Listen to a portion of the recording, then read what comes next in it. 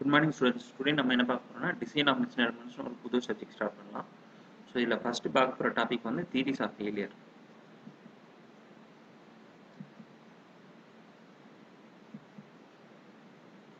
So theories of failure வந்து பேசிக்காக 5 type இருக்குது.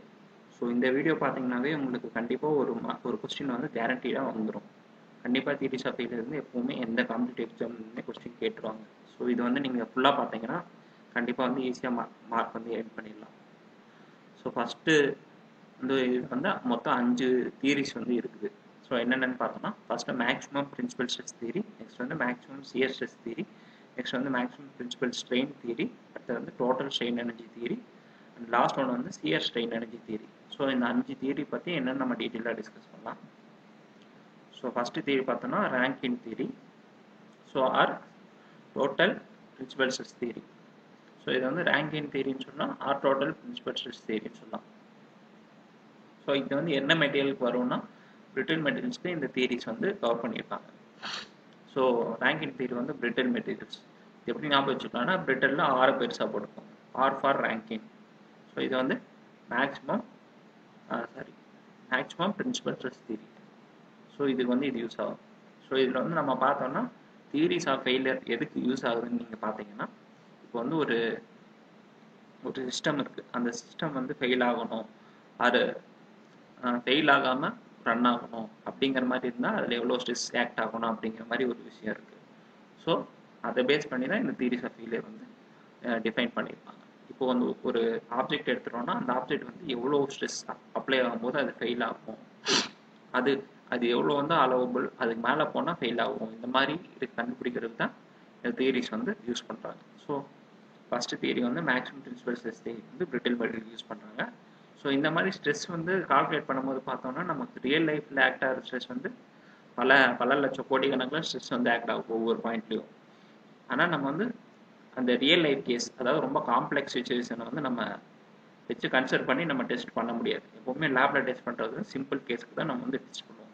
ஸோ நம்ம கண்டிஷன் பார்த்துட்டோம்னா 2 கண்டிஷன் இருக்கு மொத்தம். ஃபர்ஸ்ட் வந்து ரியல் லைஃப் கண்டிஷன், நெக்ஸ்ட் வந்து லேப் கண்டிஷன். நம்ம லேப் கண்டிஷன் யூஸ் பண்ணி தான் நம்ம வந்து டெஸ்ட் பண்ண முடியும். ரியல் லைஃப்பில் பார்த்தோம்னா காம்ப்ளெக்ஸ் லோடிங், இதே லேபில் பார்த்தோம்னா நம்ம சிம்பிள் லோடிங் வச்சு தான் கவர் பண்ணுவோம். ஸோ லேபில் வந்து நமக்கு தெரிஞ்சது தான் லிமிட்டாக வச்சுப்போம். ஸோ ஒரு மெட்டீரியலுக்கு நமக்கு ஈல்டு ஸ்ட்ரெஸ் தெரியும், இல்லைனா அல்டிமேட் டென்சைல் ஸ்ட்ரெஸ் தெரியும். ஸோ இந்த 2 தான் மேக்ஸிமம் வேல்யூவை வச்சுக்கிட்டு லேபில் வந்து யூஸ் பண்ணுவோம். இதே ரியல் லைஃப்பில் பார்த்தோம்னா அதிகமாக ஒரு மெட்டீரியல் எவ்வளோ ஸ்ட்ரெஸ் ஆகுனா மேக்ஸிமம் பிரின்சிபல் ஸ்ட்ரெஸ் அதான் அதிகமாக ஆக்ட் ஆகுது. பிரின்சிபல் ஸ்ட்ரெஸ்லேயும் சிக்மா 1 சிக்மா 2 இருக்கும். மேக்ஸிமம் வேல்யூ வந்து சிக்மா 1, மினிமம் வந்து சிக்மா 2. வந்து நம்ம மேக்ஸிமம் பிரின்சிபல் ஸ்ட்ரெஸ் தியரி தான் பார்க்குறோம். ஸோ இதில் வந்து மேக்ஸிமம் வேல்யூ தான் எடுத்துக்கணும். ஸோ சிக்மா 1னா இதில் எடுத்துக்கணும். ஸோ இப்போ இதில் எப்படி இருக்கணும், சிக்மா 1 வந்து less than or equal to sigma Y. இதை தாண்டி போச்சுன்னா உங்களுக்கு வந்து ஃபெயில் ஆகிடும். அதுதான் இதில் வந்து கண்டிஷன். இப்போ sigma 1 is less than or equal to sigma ஒய்னா உங்களுக்கு வந்து சேஃப் லிமிட். ஸோ இதுக்குள்ளே வந்து உங்களுக்கு பிரின்சிபல் ஸ்ட்ரெஸ் வந்து வந்துடுச்சுன்னா உங்களுக்கு வந்து ப்ராப்ளம் இல்லை அப்படிங்கிற மாதிரி அர்த்தம். இதே வந்து உங்களுக்கு சிக்மா 1 பிரின்சிபல் ஸ்ட்ரெஸ் வந்து ஈல்ட் ஸ்ட்ரெஸ் வந்து அதிகமாக போச்சுன்னா உங்களுக்கு வந்து அந்த ஆப்ஜெக்ட் வந்து ஃபெயில் ஆகிடும். ஸோ அப்படின்னு சொல்கிறாங்க.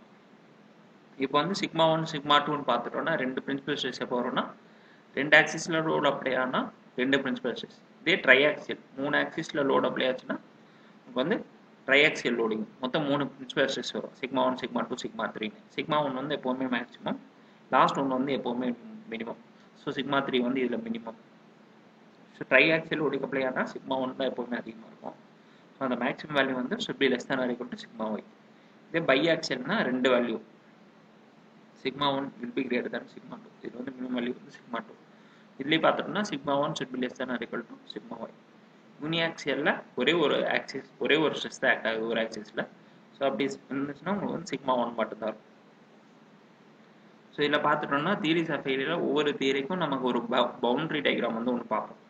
பவுண்டரி டயக்ராம்னா இன்னும் ஒன்றும் இல்லை, இது என்னென்னா வந்து பிரின்சிபல் ஸ்ட்ரெஸ் வந்து எக்ஸ் ஆக்சிஸ் ஒய் ஆக்சிஸில் வச்சுப்போம். மேக்ஸிமம் வேல்யூ வந்து சிக்மா 1, மினிமம் வேல்யூ வந்து சிக்மா 2. இந்த மாதிரி ஆக்சிஸில் வச்சுக்கிட்டு அந்த உங்களுக்கு வந்து ஒரு பவுண்டரி டயக்ராம் வந்து ட்ரா பண்ணுவீங்க. ஸோ இந்த வேல்யூஸ்க்கு வந்து உங்களுக்கு இந்த வேல்யூக்குள்ளே உங்களுக்கு ஸ்ட்ரெஸ் இருந்துச்சுன்னா அது வந்து சேஃப் ரீஜன் சொல்லுவாங்க. ஸோ இதே இந்த லைனை தாண்டி உங்களுக்கு வந்து சிக்மா 1 போச்சுன்னா will be a condition for failure. அதே மாதிரி இந்த சிக்மா 2ல இதுக்கு மேலே போச்சுனாலும் ஒரு கண்டிஷன் ஃபார் ஃபெயிலியர் அப்படின்னு சொல்லுவாங்க. ஸோ இதில் பார்த்துட்டோம்னா Rankine theory or maximum principal stress தியரியில் வந்து உங்களுக்கு பவுண்டரி டயக்ராம் வந்து உங்களுக்கு ஒரு ஸ்கொயர் ஷேப் ஒரு ரெக்டாங்கிள் பாக்ஸ் ஷேப்பில் வந்து உங்களுக்கு இருக்கும். செகண்ட் தியரி வந்து பார்த்தீங்கன்னா மேக்ஸிமம் சியர் ஸ்ட்ரெஸ் தியரி அப்படின்னு சொல்லுவாங்க. ஸோ இதை வந்து யார் வந்து உங்களுக்கு கண்டுபிடிச்சிருப்பாங்கன்னா Guest and Tresca. So Guest and Tresca வந்து ஞாபகம் வச்சுக்கோங்க. Maximum shear stress theory first வந்து பார்த்தோம்னா ரேங்கின் தியரி. ரேங்கினுக்கு கெஸ்ட்டாக வந்தோம்னா கெஸ்ட் அண்ட் ட்ரெஸ்கா அப்படின்னு சொல்லி ஞாபகம் வச்சுக்கோங்க. ரேங்கின் வந்து பார்த்தீங்கன்னா உங்களுக்கு வந்து மேக்ஸிமம் பிரின்சிபல் ஸ்ட்ரெஸ் வச்சு கண்டுபிடிச்சிருப்பான். இவன் என்ன பண்ணியிருப்பான்னா மேக்ஸிமம் சியர் ஸ்ட்ரெஸ் கண்டுபிடிச்சிருப்பான். ஸோ கெஸ்ட்டாக வருவன் மீதி எவ்வளோ இருக்கோ அதை தான் பார்க்க முடியும். ஸோ பிரின்சிபல் அவன் பார்த்துட்டான்னா இவன் வந்து சியரை பார்த்துக்கிறான். ஸோ அப்படின்னு ஞாபகம் வச்சுக்கோங்க. ஸோ இதில் என்ன மெட்டீரியல் வச்சு டெஸ்ட் பண்ணியிருப்பாங்கன்னா டக்டைல் மெட்டீரியல் வச்சு டெஸ்ட் பண்ணியிருப்பாங்க. ஸோ இதுலேயும் நம்ம பார்த்தோம்னா ரெண்டு condition, real life and lab condition. Real லைஃப்பில் எப்போவுமே காம்ப்ளெக்ஸ் லோடிங்காக தான் இருக்கும். இதே லேபில் பார்த்தோம்னா சிம்பிள் லோடிங்காக இருக்கும். இது வந்து மேக்ஸிமம் சியர் ஸ்ட்ரெஸ் தியரி அப்படின்னு சொல்கிறாங்க. So maximum shear stress tau max அப்படின்னு சொல்லுவாங்க. அதுக்கு வந்து ஃபார்முலா என்ன நம்ம பார்த்தோம்னா ப்ரீவியஸ் ஸ்ட்ரென்த் ஆஃப் மெட்டீரியல் சப்ஜெக்டில் நம்ம வந்து மோர் சர்க்கிள் ட்ரா பண்ணும்போது கண்டுபிடிச்சிருப்போம். Tau max equal to σ1 minus σ2/2. So அதுதான் வந்து உங்களுக்கு மேக்ஸிமம் சியர் ஸ்ட்ரெஸ் அப்படின்னு சொல்லுவாங்க. அது வந்து σ1 வந்து மேக்ஸிமம் வேல்யூ, σ2 வந்து மினிமம் வேல்யூ /2ன்னு போட்டிருக்கோம் இந்த மோர் சர்க்கிளில். ஸோ அதே தான் இங்கே formula. So tau max equal to σmax minus σminimum/2. இதே வந்து உங்களுக்கு ட்ரைஆக்சியல் லோடிங் ஆச்சுன்னா மூணு பிரின்சிபல் ஸ்ட்ரெஸ் வரும். σ1, σ2, σ3. இது வந்து மேக்ஸிமம் வேல்யூ வந்து σ1, மினிமம் வேல்யூ வந்து பார்த்தீங்கன்னா கடைசி வேல்யூ தான் மினிமம் வேல்யூ. ஸோ σ3 தான் மினிமம். வந்து உங்களுக்கு சம்மில் வந்து வேல்யூஸ் கொடுத்துருக்கலாம். σ1, σ2, σ3 மூணு வேல்யூஸும் கொடுத்துருக்கலாம். வேல்யூஸ் நீங்கள் எப்படி சப்ஸ்டியூட் பண்ணணும்னா இது வந்து σ1 டென்ஷனல் கொடுத்துருந்தாங்கன்னா ப்ளஸ் போட்டுக்கணும், σ2 கம்ப்ரசிவ்னு கொடுத்துருந்தாங்கன்னா மைனஸ் போட்டுக்கணும், σ3 கம்ப்ரசிவ்னு கொடுத்துருந்தாலும் மைனஸ் தான் போடணும். இப்போ σ3 கம்ப்ரசிவ் நீங்கள் கொடுத்துருக்காங்கன்னா சம்மில் மைனஸ் σ3க்குள்ளே இது ஆல்ரெடி ஒரு மைனஸ் இருக்குது, கம்ப்ரசிவ்க்காக ஒரு மைனஸ் போட்டிங்கன்னா இங்கே வந்து ப்ளஸ் ஆகிடும். நெக்ஸ்ட் வந்து டவு மேக்ஸ், இது வந்து பைஆக்சியல் லோடிங்க்கு. ஸோ இது வந்து ட்ரைஆக்சியல் மூணு லோடு வந்தால், இது வந்து பைஆக்சியல் ரெண்டு லோடு வந்தால் σ1 மைனஸ் σ2/2. நெக்ஸ்ட் வந்து யூனிஆக்சியல் பார்த்தோம்னா ஒரே ஒரு ஸ்ட்ரெஸ் தான் வரும். ஸோ σ1/2 டேரெக்டாக டவு மேக்ஸ். இதே லேபில் பார்த்தோம்னா லேபில் வந்து சிம்பிள் லோடிங். அது வந்து அங்கே பார்த்தோம்னா மேக்ஸிமம் வேல்யூ வந்து σy தான் மேக்ஸிமம். ரியல் லைஃப்பில் மேக்ஸிமம்னா σ1 அதான் மேக்ஸிமம் சொல்லுவோம். ஓகே, லேபில் டெஸ்ட் பண்ணும்போது மேக்ஸிமம் வந்து ஈல்டு ஸ்ட்ரென்த் தான் மேக்ஸிமம். ஸோ அங்கே வந்து σy/2 போட்டுக்குவோம். ஸோ இது பார்த்துட்டோம்னா இது வந்து மோஸ்ட் கன்சர்வேட்டிவ் தியரின்னு சொல்லுவாங்க. இதில் கிடைக்கிற ரிசல்ட்ஸ் வந்து மோஸ்ட் கன்சர்வேட்டிவாக இருக்கும். நெக்ஸ்ட் இதில் பவுண்டரி டயக்ராம் பார்த்துட்டோம்னா ஃபர்ஸ்ட் அண்ட் தேர்ட் குவாட்ரண்ட் இதில் வந்து பார்த்தீங்கன்னா உங்களுக்கு ஒரு பாக்ஸ் ஸ்ட்ரக்சர் கிடைக்கும். அண்ட் செகண்ட் அண்ட் ஃபோர்த் குவாட்ரண்ட்டில் அந்த ரெண்டு எண்ட்லைன்ஸை நீங்கள் ஜாயின் பண்ணி விட்ருங்க. ஸோ இது வந்து ஒரு ஹெக்ஸகன் ஷேப்பில் இருக்கும்.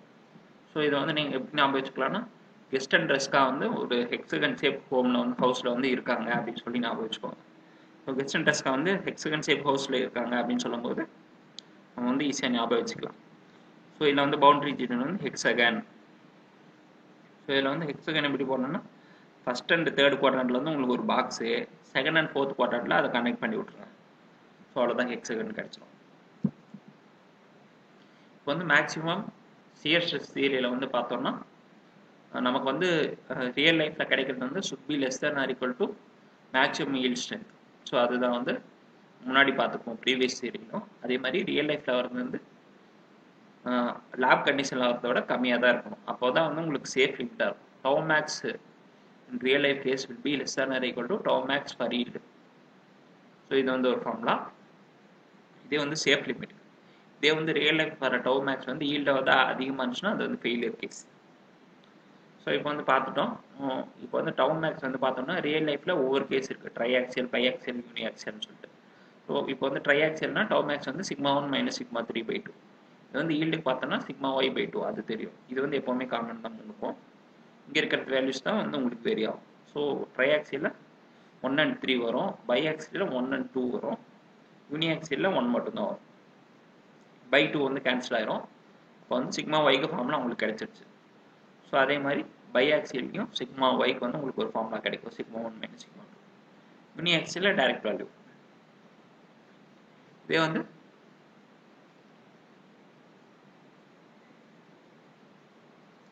இப்போ வந்து இங்கே வந்து சிக்மா y/2 வந்து என்ன டவு மேக்ஸ் ஒய், அதை தான் வந்து இங்கே சொல்கிறாங்க. நம்ம வந்து இங்கே சிக்மா ஒய் கண்டுபிடிக்காம டவு ஒய் கண்டுபிடிக்கிறோம். அதாவது shear stress at the yield point அப்படிங்கிற மாதிரி கண்டுபிடிச்சோம்னா டவு ஒய் ஈக்குவல் டு இந்த இதுக்கு தான் இது சப்ஸ்டியூட் பண்ணிக்கணும். அப்போ இதை வந்து டேரெக்டாக அப்படியே வச்சிட்டோம்னா tau equal to sigma 1 - sigma 3/2 அது ஒரு ஃபார்முலா. அதே மாதிரி பைஆக்சியல் கண்டுபிடிச்சோம்னா tau equal to sigma 1 - sigma 2/2. இதே யூனிஆக்சியல்னா tau Y equal to sigma 1/2. So இது வந்து உங்களுக்கு வந்து ரெண்டு வகையாக சம்ஸ் வந்து கேட்கலாம். ஒன்று வந்து ஈல்டு ஸ்ட்ரென்த் கொடுத்துருவாங்க, கொடுத்துட்டு உங்களுக்கு இதில் தான் ஒன்று கண்டுபிடிக்க சொல்லலாம். இன்னொன்று வந்து shear stress at yield point வந்து உங்களுக்கு கேட்கலாம். சியர் ஸ்ட்ரெஸ் அட் ஈல்டு பாயிண்ட்னா என்ன பண்ணணும்னா இது ரெண்டையும் மைனஸ் பண்ணி கீழே /2 போடணும். வெறும் ஈல்டு ஸ்ட்ரெஸ் மாதிரி கேட்டிருந்தாங்கன்னா ரெண்டையும் மைனஸ் மட்டும் பண்ணால் போதும். இங்கே கீழே 2 வருதா, எங்கே 2 வருதுங்கிறத வந்து நம்ம ஞாபகம் வச்சுக்கணும். ஸோ அதில் மிஸ்டேக் பண்ணோன்னா ஆன்சர் வந்து ராங்காக போயிடும். ஸோ செஸ்ட்டு இங்கே ஸ்ட்ரெஸ் கொடுத்து இன்னொரு டைடும் செஸ்ட்டே கேட்டாங்கன்னா கீழே வந்து 2 வந்து வராது. இங்கே வந்து ஸ்ட்ரெஸ் கொடுத்து மேக்ஸிமம் சியர் ஸ்ட்ரெஸ் வந்து கேட்டிருந்தாங்கன்னா ஸ்ட்ரெஸ்ஸுக்கு வர டிஃப்ரென்ஸ் /2 வந்து போட்டுருவோம். ஸோ இது வந்து ஃபார்முலா. ஸோ இதோட நமக்கு மேக்ஸிமம் சியர் ஸ்ட்ரெஸ் தியரி வந்து முடியுது. நெக்ஸ்ட் வந்து maximum principal strain theory. So இது வந்து யார் இது பண்ணாங்கன்னா செயின்ட் வெனன்னு சொல்லிட்டு ஒருத்தர் கண்டுபிடிச்சாரு. ஸோ இதுவும் வந்து டக்டைல் மெட்டீரியல்ஸ்க்கு தான்.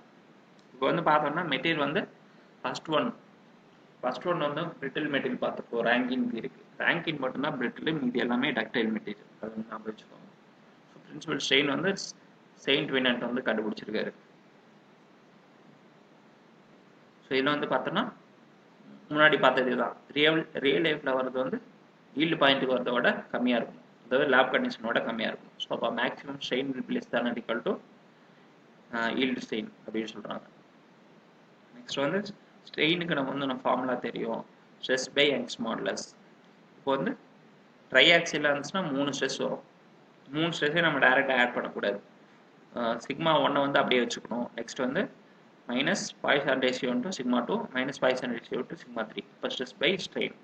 இங்கே வந்து பார்த்தோன்னா yield stress by strain, sorry strain தான் இங்கே இருக்குது. அப்போது ஸ்ட்ரெஸ் பை யங்ஸ் மாடுலஸ், இங்கே வந்து yield stress by Young's modulus yield ஸ்ட்ரெயினுக்கு. இப்போது யங்ஸ் மாடுலஸ் வந்து ரெண்டு சைடு கேன்சல் ஆகிடும். அப்போ அந்த இதில் இருக்கிறத மட்டும் போட்டோம்னா sigma 1 minus mu sigma 2 minus mu sigma 3 equal to sigma Y. இது வந்து ட்ரைஆக்சியல் லோடிங். இதே பைஆக்சியல்னா sigma 1 minus mu sigma 2 equal to sigma Y. இதே யூனிஆக்சியல் லோடிங்னா சிக்மா 1 வந்து அது மட்டும்தான் இருக்கும், sigma 1 equal to sigma Y. So இது வந்து பார்த்துட்டோம்னா maximum principal strain theory. So இது வர ஃபார்முலாஸ் இதை யூஸ் பண்ணி உங்களுக்கு சம் கேட்கலாம். ஸோ இதில் வந்து நம்ம பார்க்க வேண்டிய விஷயம் என்னென்னா இதுக்கு வர பவுண்டரி கண்டிஷன் வந்து ஒரு ரோம்பஸ் ஷேப்பில் இருக்கும். ஸோ ரோம்பஸ்னால் நமக்கு ஒரு கைட் ஷேப், இதுதான் ஞாபகம் வச்சுக்கலாம். ஸோ பிரின்சிபல் ஸ்ட்ரெயின் வந்து கைட் ஷேப்பில் இருக்கும். நெக்ஸ்ட் வந்து ஃபோர்த்து தியரி. இது வந்து டோட்டல் ஸ்ட்ரெயின் எனர்ஜி தியரின்னு சொல்லுவாங்க. ஸோ இதை கண்டுபிடிச்சதுக்கு பேர் ஹேக். ஸோ ஹேக்னு சொல்லுவாங்க. ஸோ இதுவும் வந்து டக்டைல் மெட்டீரியல் தான். இது வந்து டோட்டல் ஸ்ட்ரெயின் எனர்ஜின்னு சொல்கிறாங்க. இப்போ வந்து இது real life conditions will be less than or equal to total strain energy at the yield point அப்படின்னு சொல்கிறாங்க. நம்ம ஸ்ட்ரெயின் எனர்ஜி ஃபார்முலா முன்னாடியே தெரியும், sigma square by 2E into volume அப்படின்னு சொல்லுவோம்.